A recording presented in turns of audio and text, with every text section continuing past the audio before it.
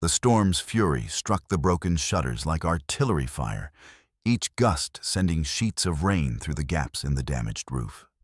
7-year-old Ada Prescott sat hunched over a crude wooden table, her small hands trembling not from cold, but from the weight of the hunting knife strapped to her belt. The blade, a smaller version of her father's, felt heavier each day as she struggled to maintain her grip on survival. Her heart hammered against her ribs like a trapped bird, the sound so loud in her ears that she almost missed the gentle creak of the floorboard behind her. Almost. Her father's voice echoed in her memory. "Listen to the house, Ada. Every sound has a meaning. A creak in the wrong place might be the difference between life and death." Before her lay the pathetic remnants of what she'd tried to fashion into a birthday cake, hardened breadcrumbs mixed with wild berries she'd foraged that morning, pressed together with 3 precious drops of honey from an abandoned jar. The single candle, one of only 2 matches she had left, flickered dangerously in the draft, casting dancing shadows across her gaunt face. Her buckskin dress, once lovingly sewn by her mother's careful hands, now hung loose on her thin frame. The patches she'd managed to sew herself using strips from her father's old work shirts were crooked and uneven, but they kept the worst of the mountain cold at bay. Her dark hair, which her mother had braided every morning with gentle precision, now fell in tangled knots that caught on everything. 7 years old today. She whispered to the empty room, her voice barely audible above the storm's roar. The words tasted bitter as old coffee. 3 weeks ago, she'd been excited about this birthday, helping her mother plan a real celebration with a proper cake and presents wrapped in brown paper tied with ribbon. Now the memories crashed over her like the cold rain through the roof. Her father's strong hands teaching her to grip the knife properly. "Keep your thumb along the spine, Ada. Control comes from here, not from force." Her mother's gentle voice singing lullabies in her musical Irish accent while braiding her hair each morning. Baby Billy's delighted giggles as he played with carved wooden animals on the kitchen floor, his chubby fingers grasping at the painted horses and cows. The warm smell of her mother's bread baking in the stone oven filling their small home with comfort, and the promise of family dinners around the wooden table. The ache in her chest grew sharper than any physical pain. 3 weeks had passed since the men came thundering through the night like harbingers of death, their horses' hooves pounding against the earth like drums of war. 3 weeks since she'd pressed herself against the root cellar wall, watching through a crack in the door as they executed her family with methodical precision. 3 weeks of scrounging for food, of startling at every sound, of clutching her father's knife, while sleep eluded her completely. She squeezed her eyes shut, trying to push away the images that haunted her dreams. The leader with the gold tooth glinting in the firelight. The young one with the scar across his cheek laughing as he reloaded his rifle. The older man whose eyes held no mercy, no hesitation as he pulled the trigger. "Please." She breathed, her voice cracking with exhaustion and terror. "Please send someone who won't hurt me. Someone who'll help me get somewhere safe." The floorboard creaked again, more deliberately this time. Ada's eyes snapped open, pupils dilating in the candlelight. Her pulse thundered in her ears as she slowly turned her head in. In the doorway stood a figure that made her breath catch, tall, broad-shouldered, with weathered copper skin and dark eyes that seemed to catalog every detail of the room in a single glance. A Comanche warrior. His long black hair was braided with leather strips, decorated with small silver ornaments that caught the candlelight. He wore buckskin leggings and a shirt decorated with intricate beadwork that told stories in patterns she couldn't read. But it was his eyes that held her attention, watchful, alert, like her father's had been when tracking wounded game through dense forest. The warrior's gaze moved from her white-knuckled grip on the knife to the makeshift cake on the table, then to the water stains on the walls and the gaps in the roof. He was reading the story of her survival, she realized, taking in every detail of her desperate situation. "You are alone, little one," he said in careful English, his voice low and measured like distant thunder. I have watched your smoke at night, your movements during the day. You have survived well, but great danger approaches. Ada's hand moved instinctively to her knife, her fingers finding the familiar groove where her father had carved her initials. My pa taught me to use this, she said, fighting to keep her voice steady. He said a person should never trust strangers, especially not when they're scared and alone. The warrior's expression didn't change, but she caught a flicker of what might have been approval in his dark eyes. Your father was Thomas Prescott. He was a wise man who understood that caution keeps one alive in dangerous times. Ada's breath caught in her throat. You knew my pa. I knew him well. Better than you might imagine. The warrior took a single step forward, his movements deliberate and unthreatening, his hands visible and empty. I am called Lone Hawk. Your father and I, we shared many dangers together. We saved each other's lives more than once. What kind of dangers? Ada asked, her grip on the knife loosening slightly as curiosity began to override fear. The kind that forge bonds stronger than blood. Lone Hawk's voice carried the weight of memory and loss. Do you remember your father ever mentioning someone he called the friend who walks between worlds?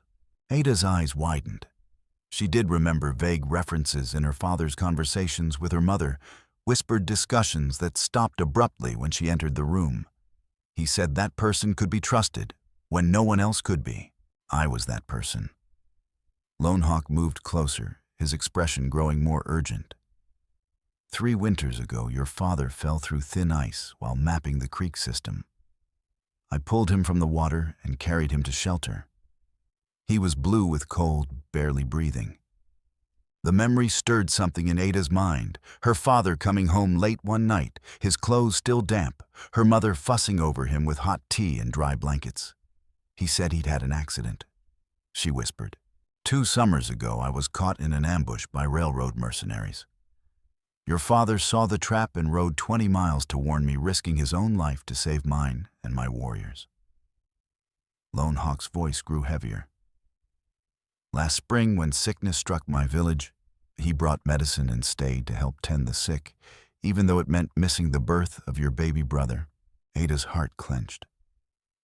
He was gone for 2 weeks. Said he was scouting for the army. He was saving lives. Children's lives.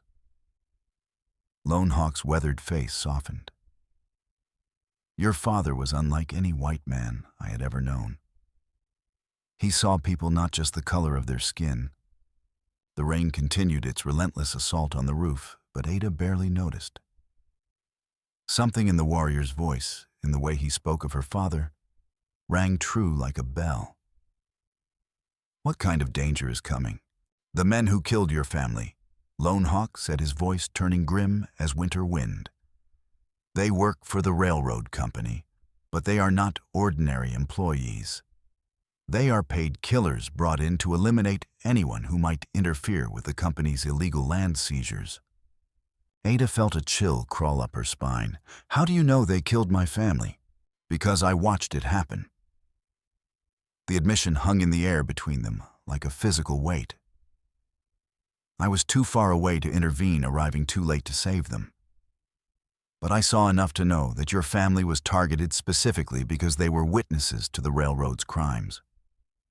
You watched. Ada's voice rose with a mixture of anger and disbelief. You watched them murder my pa and ma and baby Billy, and you didn't do anything. I was nearly a mile away when the attack began. Lone Hawk replied, his voice heavy with regret that seemed to age him before her eyes. By the time I reached the homestead, the killing was done.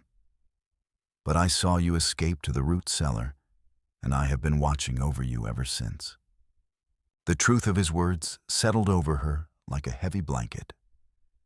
She had occasionally glimpsed movement in the tree line, caught fleeting shadows that had made her wonder if she was being watched. But the presence had never felt threatening, If anything, it had been oddly comforting, like a guardian angel she couldn't quite see. "Why didn't you come to me sooner?" she asked, her voice smaller now. "Because I was not certain you would trust me, and because I hoped you might be safe if the railroad men believed you had died in the attack." Lone Hawk's expression darkened like storm clouds. But that hope was misplaced. "My scouts report that the mercenaries are returning tonight. They know someone has been living here, and they mean to eliminate the last witness." As if summoned by his words, the distant sound of hoofbeats reached them through the storm. Ada's blood turned to ice water in her veins. She had heard that sound before, the rhythmic thunder of horses ridden hard through the night, carrying death in their wake. "They're coming," she whispered, her voice barely audible above the wind. Lone Hawk nodded grimly, moving quickly to the window. Through the broken glass, he could see torches bobbing in the darkness, growing steadily closer, like fireflies of death. "How many escape routes does this homestead have?" Pa built a crawl space under the main floor. Ada said, her voice shaking as adrenaline flooded her system. "And there's a root cellar with its own entrance. He always said a smart settler keeps multiple ways out. Your father was indeed wise. We will need every advantage he built into this place." Lone Hawk turned back to her, his expression deadly serious. "Gather only what you absolutely must have. We leave immediately." Ada's hand went to the small locket at her throat, then to the dented tin plate that held her pathetic birthday cake. The cake was a symbol of her refusal to surrender her stubborn insistence on marking this day, despite the horror surrounding her. "I want to take this," she said, holding up the plate with sudden fierceness. Lone Hawk studied her for a long moment, and she thought he might tell her to leave it behind. Instead, he nodded with understanding.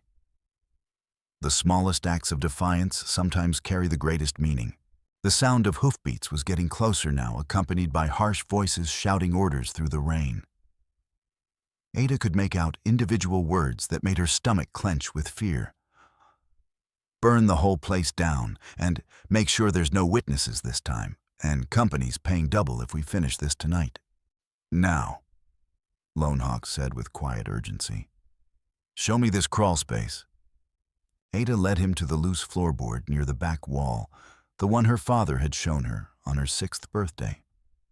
"If anything bad ever happens to me and your mother," Thomas Prescott had said, his voice unusually serious, "you remember this place. You remember everything I've taught you about staying alive." Her father had taught her many things about survival.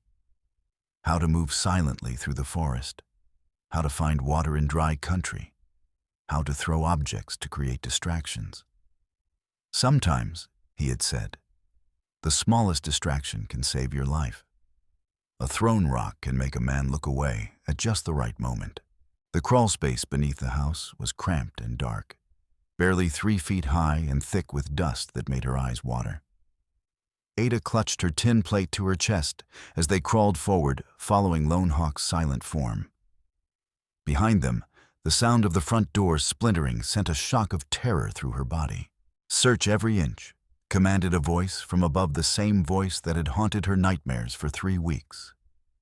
"Kid's been living here recent. Fresh candle wax on the table, still warm ashes in the fireplace." "Maybe she heard us coming and ran," suggested another voice, younger and less certain. "Don't matter where she ran to," the first voice replied with chilling certainty. "We got dogs this time, and explicit orders from the company, no witnesses, no matter how young. They're paying us enough to retire on if we clean this up proper." "What if she already talked to someone?" asked a third voice. "Then we find out who and pay them a visit too," the leader said coldly. "Company wants this buried deep." Ada's hands shook as she crawled forward through the narrow space. These weren't random killers driven by passion or greed. They were professional assassins paid to eliminate anyone who might threaten the railroad company's criminal enterprises. Her family had been murdered not for anything they had done, but for what they might potentially testify about.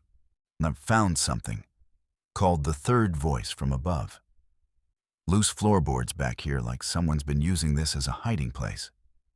Lone Hawk grabbed Ada's arm and pulled her faster through the crawl space. They could hear the mercenaries above them, attacking the floorboards with axes and crowbars. Dust and debris rained down on them, making it increasingly difficult to breathe without coughing. "Pour that kerosene we brought," ordered the leader. "We'll smoke out anything that's hiding down there." The acrid smell of coal oil began to seep through the floorboards, followed quickly by the orange glow of flames. Ada's eyes began to water from more than just dust, and she pressed her face against her sleeve to filter the smoke. The heat was building rapidly above them, and she could feel sweat beading on her forehead despite the cool night air. "The window," Lone Hawk whispered, pointing to a small opening at the far end of the crawl space. "Your father planned this escape route well." But as they reached the window, disaster struck. A burning beam crashed through the weakened floor landing directly across their path. The way was blocked by flaming debris, and the fire was spreading rapidly through the dry wood of the old house. "We're trapped." Ada gasped, smoke burning her throat and making her voice hoarse. Lone Hawk studied the obstruction, then looked back the way they had come. The smoke was getting thicker, and the heat was becoming unbearable. "The root cellar. Can you find it in this smoke?" "I think so," Ada replied, though her confidence was shaken. "But we'd have to go back through the worst of the fire."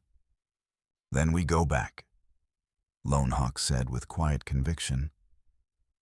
"Your father didn't build these escape routes so his daughter could die in a fire."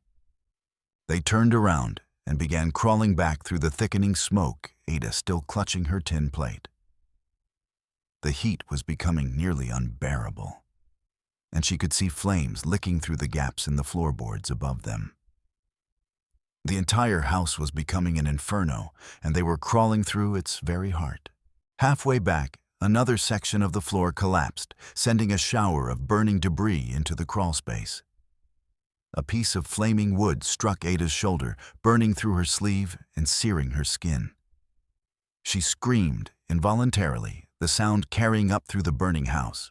"I got them," shouted one of the mercenaries. "They're still alive down there." Gunshots erupted, the men firing blindly through the burning floor. Bullets whined through the smoke, splintering wood and sending dirt flying. Ada pressed herself flat against the ground, her heart pounding so hard she thought it might burst from her chest. Lone Hawk grabbed her uninjured arm and pulled her forward with desperate urgency. They had to reach the root cellar before the entire structure collapsed on top of them. The entrance to the root cellar was a wooden trap door set into the earth, separate from the main house foundation. As they reached it, Ada could hear the leader's voice above them, cold and methodical despite the chaos. "Keep firing into the floor. Don't let them escape. Company's paying us too much to let a child ruin everything." More gunshots rang out, and Ada felt a bullet graze her leg, tearing through her dress and drawing blood. She bit down on her lip to keep from crying out, tasting copper, as she fought back tears of pain and fear. Lone Hawk lifted the trapdoor, and they dropped down into the blessed coolness of the root cellar. Ada remembered this place with painful clarity, the smell of stored potatoes and preserved meat, the cool earth walls lined with wooden shelves. Her father had dug it deep well below the frost line, and it had its own separate entrance that led to safety. "Let me see those wounds," Lone Hawk said, examining her leg and shoulder in the dim light filtering through the cellar's small ventilation openings. "It's just scratches," Ada replied, though the burn on her shoulder was throbbing with each heartbeat. "I've had worse." "You are braver than many warriors I have known," Lone Hawk said, tearing strips from his own shirt to bind both wounds. "Your father would be proud of your courage."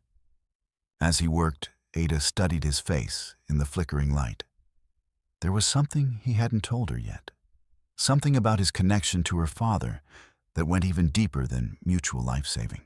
"Tell me more about how you knew my pa," she said. "We first met 5 years ago." Lone Hawk replied, his hands gentle as he wrapped the makeshift bandages. He was scouting for the army, mapping the territory for safe passage. He got lost in a blizzard and nearly froze to death. I found him and brought him to my village to recover. He never told me about that. Your father was a humble man. He didn't boast about his adventures. Lone Hawk secured the bandage on her shoulder. But that was just the beginning. Over the years, we met many times.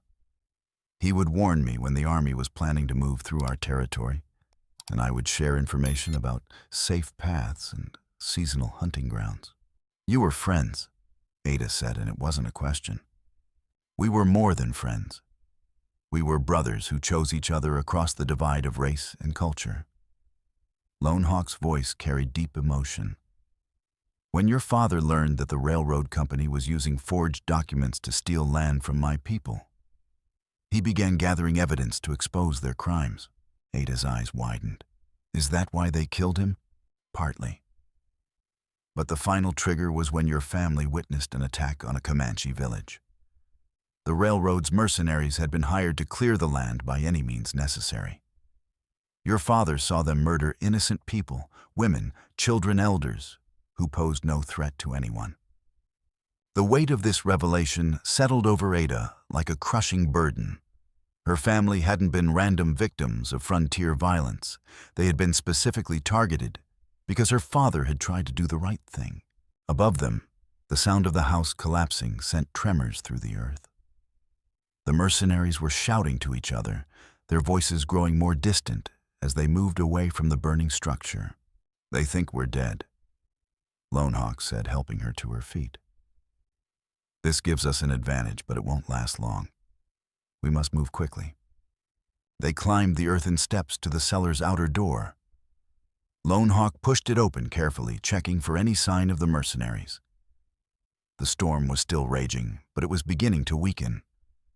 The rain hissed as it struck the burning ruins of the homestead, sending up clouds of steam and smoke. Where do we go? Ada asked, clutching her tin plate tighter. To safety, Lone Hawk replied. Your father and I prepared for this day, though we hoped it would never come. There are supplies hidden in the hills, places where we can rest and plan our next move. They ran through the mud and rain, Ada limping on her injured leg, both of them desperate to put distance between themselves and the burning homestead. Behind them, the mercenaries were already spreading out to search for signs of their escape. I can't have gone far, one of them called through the storm. Kids injured and that Indian's carrying supplies. Spread out, the leader commanded. Search every direction. Check the tree line, the creek bed, anywhere they might hide. And remember, we don't get paid until we bring back proof they're dead. Ada and Lone Hawk reached the tree line just as the first mercenary began following their trail.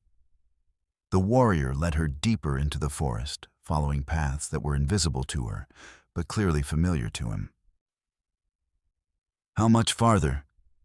She asked her burned shoulder, sending spikes of pain through her body with each step. Not far, Lone Hawk replied. Your father chose the location well. They climbed steadily upward, following what appeared to be a deer trail through the thick underbrush. The trees provided some shelter from the rain, but the ground was still treacherous with mud and fallen leaves. Her father's lessons came back to her as they climbed. When you're being hunted, he had said, use the terrain to your advantage. High ground gives you vision and makes tracking harder. But never take the obvious path, that's where they'll expect you to go. After what felt like hours, but was probably only minutes, they reached a small clearing where a rocky outcrop provided natural shelter.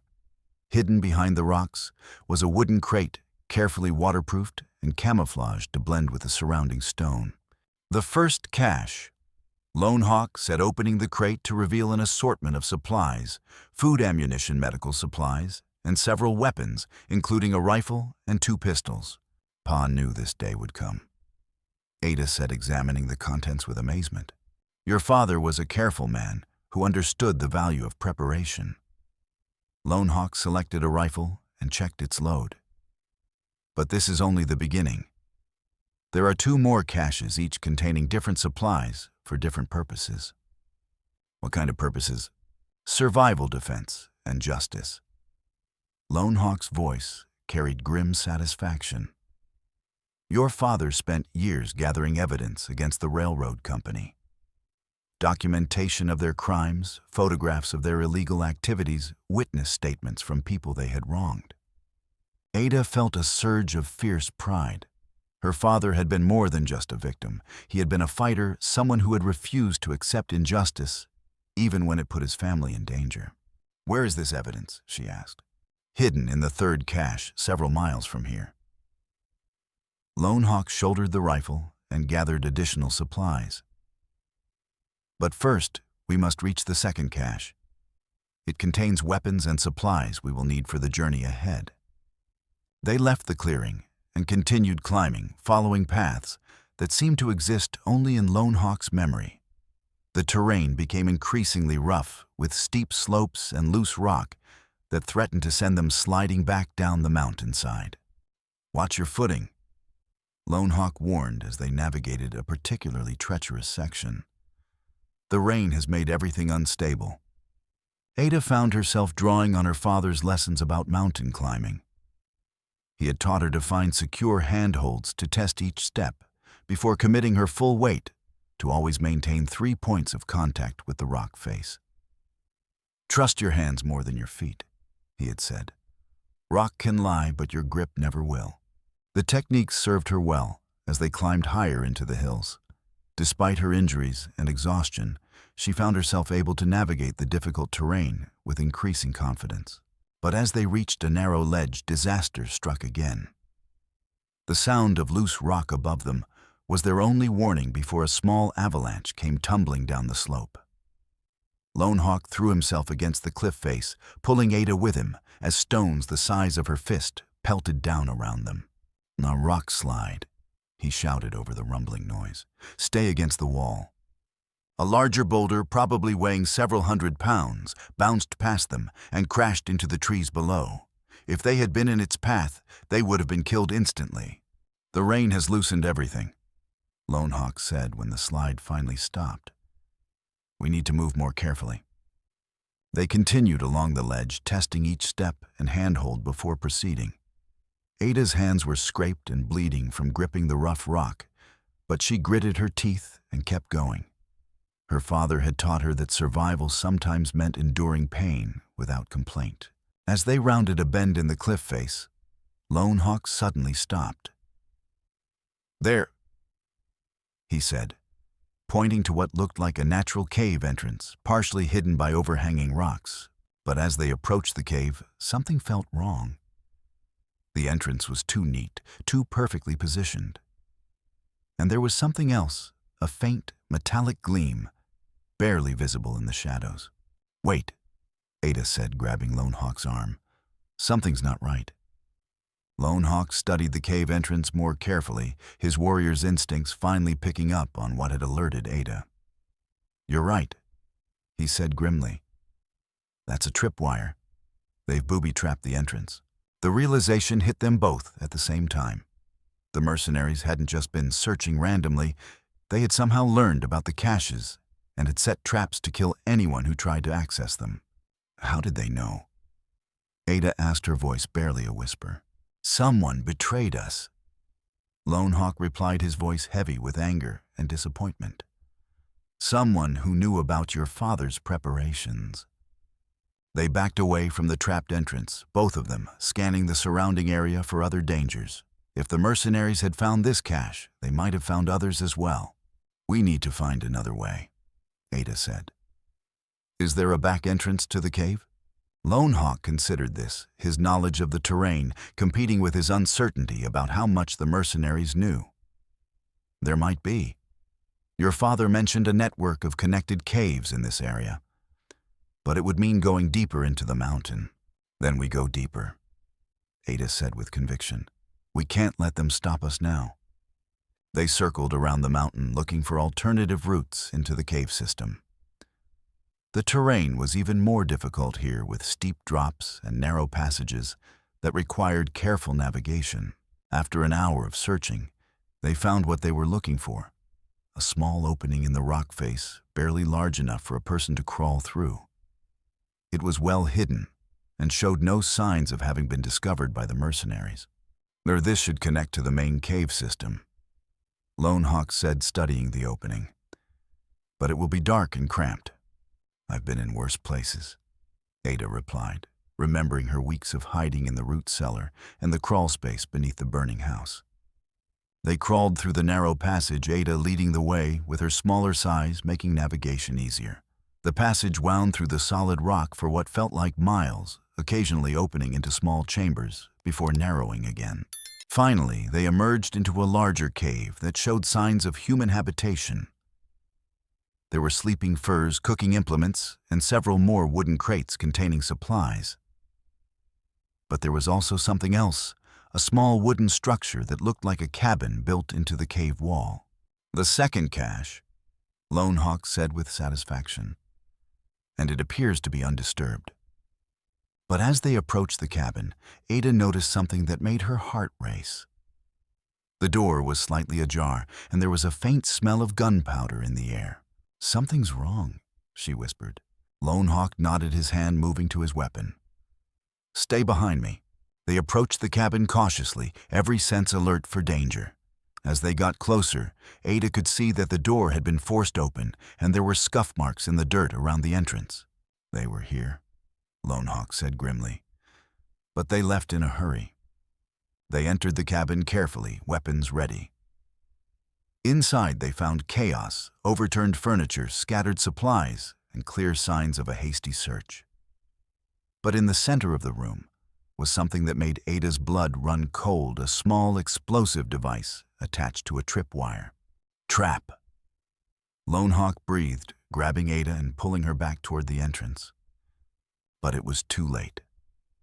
The tripwire was already stretched across the doorway, and their entry had triggered the mechanism. The explosion was deafening in the confined space, bringing down part of the cave ceiling and filling the air with dust and debris. "Run!" Lone Hawk shouted, pushing Ada toward the back of the cabin as rocks began to fall around them. They found themselves trapped between the collapsed entrance and the back wall of the cabin. But as Ada looked more carefully, she realized that the back wall wasn't solid rock. It was a carefully constructed false wall that concealed another passage. "There," she pointed, "another way out." Lone Hawk examined the wall and found the hidden mechanism that opened it. Behind was a tunnel that led deeper into the mountain, roughly carved and barely wide enough for them to move through. "Your father planned for this," he said with admiration. He knew the cabin might be compromised. They entered the tunnel, leaving the ruined cabin behind. The passage was long and winding, but eventually it opened into another chamber, where they found what they were looking for, a letter from her father, along with more supplies and weapons. "My dear friends." The letter began, "If you are reading this, then my worst fears have been realized, and my preparations have proven necessary. The explosion you just survived was meant to kill anyone who discovered this place. But I have provided this escape route for those who know to look for it." Ada read on her father's words, providing both comfort and guidance. The third cache contains the evidence needed to bring down the railroad company, but it is not hidden where they might expect. It is in the place where 3 streams meet, where the eagle makes its nest, where the bones of ancient hunters rest. Lone Hawk will know this place, for it is sacred to his people. "Do you know where he means?" Ada asked. "Yes," Lone Hawk said solemnly. "It is a place of great power, where my ancestors performed ceremonies for generations. Your father was one of the few white men ever permitted to visit it." "How far is it from here?" "A day's journey if we travel carefully and avoid the mercenaries." Lone Hawk gathered weapons and supplies from the cache. "But first we must rest. You are injured and exhausted, and the journey ahead will be dangerous." They made a simple camp in the cave, Ada wrapped in warm furs, while Lone Hawk tended to her wounds with medical supplies from the cache. The burns on her shoulder and leg were more serious than she had initially realized, and she was grateful for the warrior's gentle care. "Tell me more about my father," she said as he worked. "Tell me about the times you met." Lone Hawk's weathered face softened with memory. He was unlike any white man I had ever encountered. He showed respect for our customs, learned some of our language, and always kept his word. When he promised to warn us of army movements, he risked his own safety to do so. He never told me any of this. Ada said, feeling a mixture of pride and sadness. He was protecting you from knowledge that could have put you in danger. But he also spoke of you often with great love and pride. He said you were brave and smart, with a strong spirit that would serve you well in difficult times. As they rested, the sound of distant voices reached them through the cave system. The mercenaries were still searching their pursuit, relentless and methodical. "They're getting closer," Ada observed, listening to the echoes. "Yes, but they don't know about this cave system. We have time to rest and plan our next move." Lone Hawk checked his weapons, ensuring they were ready for whatever lay ahead. Ada studied the letter again, looking for any additional clues about the third cache. "Pa mentions bones of ancient hunters." "What does that mean?" "There is a place where the old ones buried their dead generations ago. It is marked by stone cairns and protected by tradition. Your father was granted permission to hide something there because of his respect for our ways. And the evidence is hidden there." "Yes. Documents, photographs, witness statements, everything needed to expose the railroad company's crimes and bring justice for your family." Ada felt a surge of fierce satisfaction. Her father had been planning for this day, preparing to fight back against the forces that had ultimately destroyed their family. Now it was up to her and Lone Hawk to complete what he had started. "We should leave at first light," she said, surprised by the steadiness in her own voice. "The longer we wait, the more time they have to find us." "You are wise beyond your years," Lone Hawk said with approval. "Your father raised you well." They took turns standing watch through the night, listening for any signs that the mercenaries had discovered their location. But the cave remained secure, and as dawn approached, they prepared to leave for the final stage of their journey. "From here, the path becomes more dangerous," Lone Hawk warned as they gathered their supplies. "We will be crossing open ground, and the mercenaries will be watching for us. Then we'll have to be smarter than they are." Ada replied, checking her father's knife and the small pistol Lone Hawk had given her. "Pa always said that intelligence beats strength when you use it right." They emerged from the cave into the gray light of dawn, and the storm finally having passed. The air was crisp and clean, but Ada could see smoke rising from several points in the valley below, and the mercenaries had set fires to flush them out of hiding. "This way," Lone Hawk said, leading her along a ridge that provided some cover from observation. "We'll follow the high ground as long as possible." The journey to the sacred site took them through some of the most beautiful and treacherous terrain Ada had ever seen. They crossed high meadows carpeted with wildflowers, navigated narrow passes between towering peaks, and followed ancient trails that had been worn smooth by centuries of use. But the beauty was overshadowed by the constant threat of pursuit. Several times they had to hide as mounted mercenaries passed nearby, their searches becoming more systematic and thorough. "They're getting desperate," Lone Hawk observed after one particularly close encounter. "Someone is putting pressure on them to find us." "Good," Ada replied grimly. "Let them sweat. Pa always said that desperate people make mistakes." As they approached the sacred site, Lone Hawk became more cautious and reverent. "This place is holy to my people," he explained. "You must show proper respect, or the spirits of the ancestors will not allow us to succeed." "What kind of respect?" Ada asked, genuinely curious. "Speak quietly, move slowly, and remember that you are a guest in the house of the dead." Lone Hawk's voice carried deep reverence. "Your father understood this, which is why he was permitted to hide his evidence here." The site itself was breathtaking, a small valley, where three streams converged, surrounded by ancient stone cairns that marked the burial places of long-dead warriors. High above an eagle's nest was visible on a rocky outcrop, the great bird itself circling majestically in the morning air. "It's beautiful," Ada whispered, awed by the power and serenity of the place.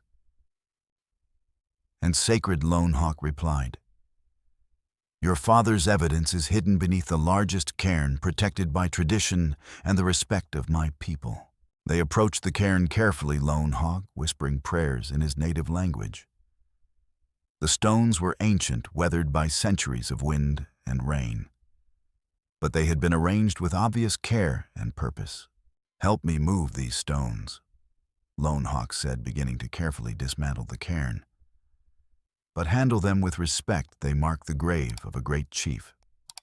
Working together, they revealed a waterproof container buried beneath the stones. Inside were documents that made Ada's blood run cold: photographs of burned villages, forged government papers, detailed records of illegal land seizures, and most damning of all, a ledger that recorded payments to the mercenaries for witness elimination. But there was something else that made her heart race: a list of names, including several law enforcement officials who had been taking bribes from the railroad company. At the top of the list was a name that made her stomach drop: Deputy Marshal James Crawford. "This is it," she breathed, staring at the evidence of her family's murder. "This is proof of everything they did." "Your father was thorough," Lone Hawk said, examining the documents. "This evidence will destroy the railroad company and send their leaders to prison." But even as they studied the documents, the sound of approaching horses reached them. The mercenaries had finally tracked them to the sacred site, and they were running out of time. "We have to get this evidence to the authorities," Ada said, stuffing the documents into her bag. "But how do we get past them?" "There's a town about 10 miles from here."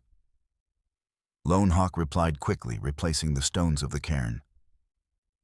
"If we can reach it, we can find a telegraph and send word to the territorial marshal." "Can we outrun them?" Not on foot. But there's another way." Lone Hawk pointed to the streams that converged in the valley. "One of these flows directly toward the town. If we follow it, we can stay hidden in the creek bed." They began moving toward the largest stream. But as they reached its banks, the sound of gunshots echoed across the valley. The mercenaries had spotted them and were closing in fast. "Run!" Lone Hawk shouted, pushing Ada toward the water. They plunged into the creek, the cold water shocking them into full alertness. The current was swift but not dangerous, and the high banks provided some cover from the pursuing gunmen. "Now keep your head down," Lone Hawk warned as bullets whined overhead. "And stay close to me." They half ran, half swam down the creek, using every bend and outcrop for cover. Behind them, the mercenaries were following on horseback, their shots becoming more accurate as they closed the distance. "Right there," shouted one of the pursuers. "In the creek, got them trapped now. Double bonus if we get them both," called another. "Company wants this cleaned up permanent." But as they rounded a bend, Ada saw something that filled her with sudden hope. Smoke rising from chimneys in the distance, the unmistakable signs of a settlement. "The town," she gasped, pointing through the spray of water. "Almost there." Lone Hawk replied, but his voice was weakening. Ada looked back and saw blood spreading through the water around him. He had been hit by one of the mercenaries' bullets. "You're hurt," she cried, trying to support him as they continued downstream. "I can make it," he said through gritted teeth. "Just keep moving." But as they approached the town, they realized they had one final obstacle to overcome. The mercenaries had somehow gotten ahead of them and were waiting at the bridge that crossed the creek, their weapons trained on the water. "End of the line," called the leader, his gold tooth glinting in the sunlight. Nowhere left to run. Ada and Lone Hawk found themselves trapped in the creek, injured and exhausted, with armed killers blocking their path to safety. The evidence that could bring justice for her family was in her bag, but it would do no good if they were both dead. "What do we do?" she whispered, her voice barely audible over the sound of running water. "We fight," Lone Hawk replied, drawing his knife despite his weakened condition. "And we pray that help comes in time." The three mercenaries spread out along the creek bank, their positions carefully chosen to prevent any escape. Ada could see the cruel satisfaction in their eyes as they prepared to finish what they had started weeks ago. "I should have stayed dead, little girl," the leader called out. "Would have saved everyone a lot of trouble." "You murdered my family," Ada replied, her voice steady despite her fear. "You killed innocent people for money. And now we're going to kill you." The youngest mercenary laughed. "Company's paying us a bonus for cleaning up this mess." But as the leader raised his rifle, Ada remembered her father's lessons about creating distractions. Sometimes, he had said, the most unexpected action can save your life. She still had the dented tin plate from her birthday cake, and as the mercenaries focused on Lone Hawk, she hurled it with all her strength. It struck the leader in the face, causing him to stumble backward and fire his rifle into the air. "Now," she shouted. Lone Hawk launched himself at the nearest mercenary, his knife flashing in the sunlight. But the leader, recovering from Ada's thrown plate, managed to grab her by the hair and pull her from the water. "You little demon." He snarled, his grip painful on her scalp. "I'll make you pay for that." Ada remembered another of her father's lessons. If someone grabs you, don't fight the hold, attack the person. She drew her small knife and drove it into the leader's wrist, causing him to release her with a howl of pain. "Help!"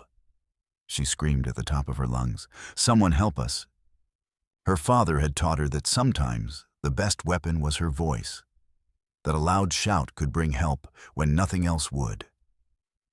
And her call was answered. The sound of approaching horses filled the air, coming from the direction of the town. But the battle was far from over. The wounded leader was raising his rifle again, and Lone Hawk was struggling with the other two mercenaries. Ada could see blood pooling beneath the warrior, his strength failing as he fought to protect her. "Marshal," she screamed, seeing a badge glinting in the sunlight as riders approached. Marshal Bradley, the lawman, and his deputies quickly surrounded the scene, their weapons drawn. But the surviving mercenaries weren't ready to surrender. They opened fire on the approaching lawmen, turning the creek bank into a battlefield. "Take cover," Marshal Bradley shouted, returning fire with his rifle. Ada dove behind a large boulder, clutching the bag, with the evidence as bullets whined through the air around her. She could see Lone Hawk lying motionless in the creek, and her heart clenched with fear that he might be dead. The gunfight was brief but intense. The mercenaries, outnumbered and outgunned, fought desperately to escape. But Marshal Bradley's men were skilled and well-positioned, and within minutes it was over. "Clear," called one of the deputies.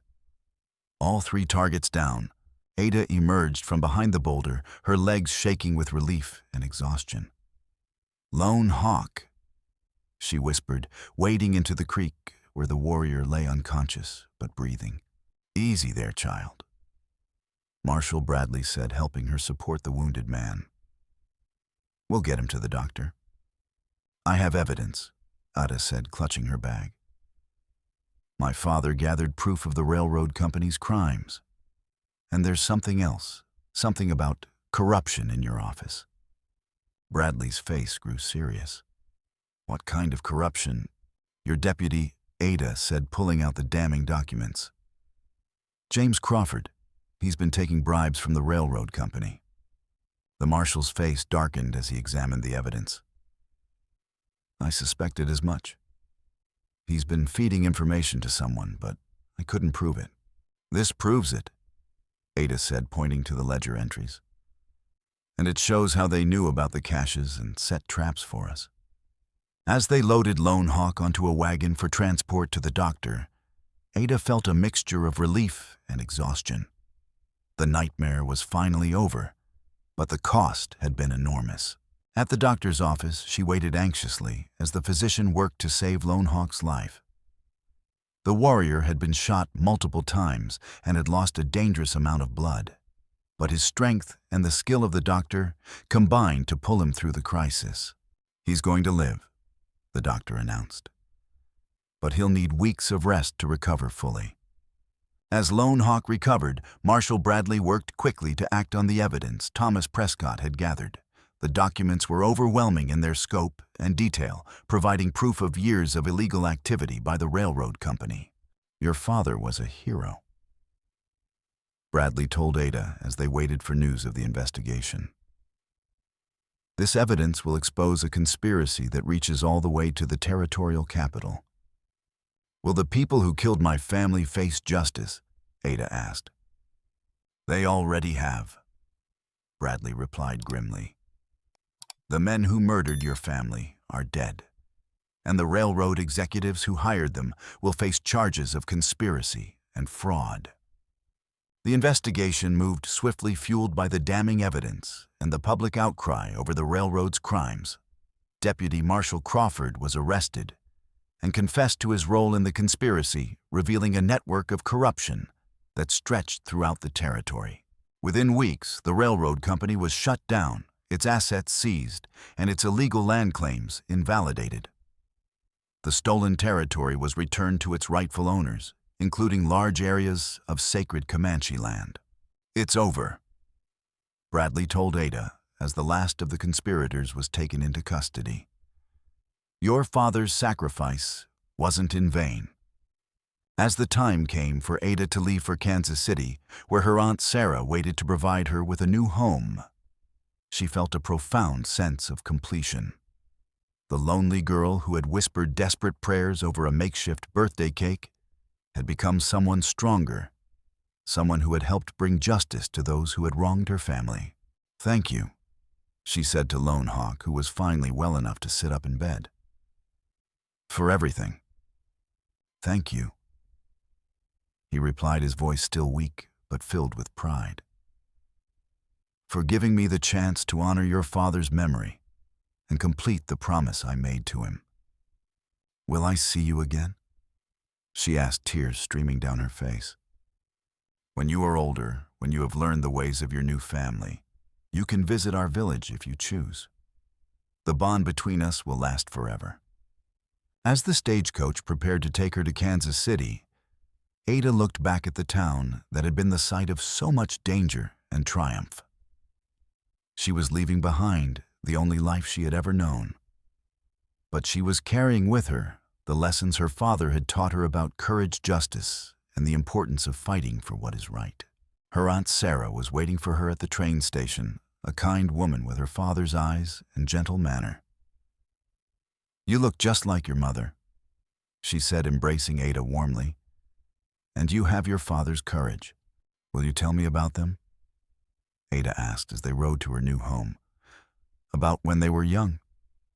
Every day, Sarah promised. They were remarkable people, and you should know their whole story. As the months passed, Ada slowly began to heal from her trauma. She attended school in Kansas City, where she excelled in her studies and made friends with other children who had experienced loss and hardship. She joined a support group for orphan children, where she learned that her experiences, while unique in their intensity, were part of a larger pattern of violence and injustice on the frontier. But she also began to understand that her survival and the successful prosecution of her family's killers had made a difference. The railroad company's crimes had been exposed, leading to reforms in how land disputes were handled and how corporations were allowed to operate in the territories. Every year, on her birthday, Ada would receive a package from Lone Hawk containing small gifts and news from the Comanche village. And every year she would write back, sharing her own news and maintaining the connection that had been forged in the fires of shared danger. The dented tin plate that had once held her desperate birthday cake was now displayed in her room, a reminder of how far she had come and how much she had overcome. It was scratched and battered, but it was also a symbol of her refusal to give up her determination to survive and seek justice no matter the cost. As she grew into her teenage years, Ada began to understand the full significance of what her father had accomplished. His evidence had not only brought down a criminal conspiracy, but it also led to the establishment of new laws protecting Native American land rights and preventing the kind of corporate violence that had claimed her family's lives.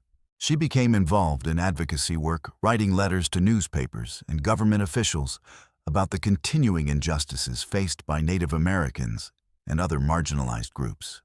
Her story became well known throughout the territory, inspiring others to stand up against corruption and violence. When she turned 16, Ada made her first trip back to the Comanche village to visit Lone Hawk. The warrior had recovered from his injuries and was now an elder respected for his wisdom and courage. He welcomed her with tears in his eyes, proud of the strong young woman she had become. "Your father would be proud," he said as they sat by the fire in his lodge. "You have honored his memory and continued his work." "I learned from the best teachers," Ada replied, gesturing to include both her father's memory and Lone Hawk himself. During her visit, she learned traditional Comanche skills, hunting, tracking, and survival techniques that complemented what her father had taught her. She also learned about the history and culture of the people who had become her extended family, deepening her understanding of the complex relationships between different groups on the frontier. When she returned to Kansas City, Ada was more determined than ever to make a difference. She began writing articles for newspapers about her experiences and the ongoing struggles of Native Americans in the territories. Her writing was powerful and compelling, drawing attention to injustices that might otherwise have been ignored. As she prepared to graduate from high school, Ada received an unexpected visitor, Marshal Bradley, now promoted to Territorial Marshal, who had come to offer her a position with the federal government. "We need people like you," he said. "People who understand both sides of the frontier conflicts and who have the courage to fight for justice." "What kind of position?" Ada asked. "Investigator Sutter," Bradley replied. "We're forming a new division to investigate crimes involving Native American lands and rights. Your unique background and experience would be invaluable." Ada considered the offer carefully. It would mean returning to the frontier, facing dangers similar to those she had survived as a child.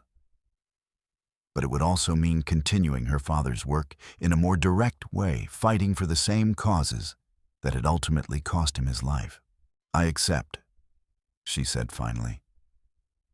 "But I want to be able to visit Lone Hawk's village regularly and maintain my connections with the Comanche people."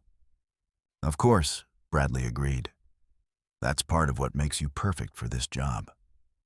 As Ada began her career as a federal investigator, she drew on all the lessons she had learned from her father, from Lone Hawk, and from her own experiences. She investigated land fraud cases, exposed corrupt officials, and worked to ensure that the rights of Native Americans were protected under federal law. Her work was dangerous and often frustrating, but it was also deeply fulfilling. She was making a real difference in people's lives, preventing the kind of violence and injustice that had destroyed her own family. Years passed, and Ada became known throughout the territories as a skilled and fearless investigator. She never forgot her origins or the people who had shaped her, maintaining her annual visits to the Comanche village and her correspondence with Lone Hawk. When she turned 25, Ada received news that Lone Hawk was dying. She immediately traveled to the village, arriving just in time to say goodbye to the man who had saved her life and helped her find her purpose. "You have become everything your father hoped you would be," he whispered as she held his hand. "The circle is complete." "Thank you," Ada replied, tears streaming down her face. "For everything. For saving me, for protecting me, for teaching me what it means to be part of something larger than myself." Lone Hawk smiled peacefully. "Your father and I, we saved each other many times. But you saved us both from meaninglessness. You gave our friendship purpose and meaning that will last forever." As Ada stood at Lone Hawk's funeral, surrounded by the Comanche people who had become her extended family, she reflected on the journey that had brought her to this moment. The lonely girl who had whispered desperate prayers in a damaged homestead had become a woman of strength and purpose, someone who fought for justice and protected the innocent. The dented tin plate from her 7th birthday was now displayed in her office, a reminder of where she had come from and what she had overcome. It was a symbol of resilience, of the refusal to give up even in the darkest circumstances. As she continued her work in the years that followed, Ada never forgot the lessons she had learned from her father and Lone Hawk. She understood that justice was not just about punishing the guilty, but about protecting the innocent and ensuring that the mistakes of the past were not repeated. The evidence that had cost her family their lives had ultimately led to lasting change, creating a better and more just society for all people on the frontier. And Ada's own work continued that legacy, ensuring that the sacrifices of those who came before would not be forgotten. The lonely girl's whispered birthday prayer had been answered in ways she never could have imagined, leading not just to her own salvation, but to a lifetime of service to others. The circle that had begun with her father's friendship with Lone Hawk had been completed, but its effects would continue to ripple outward for generations to come.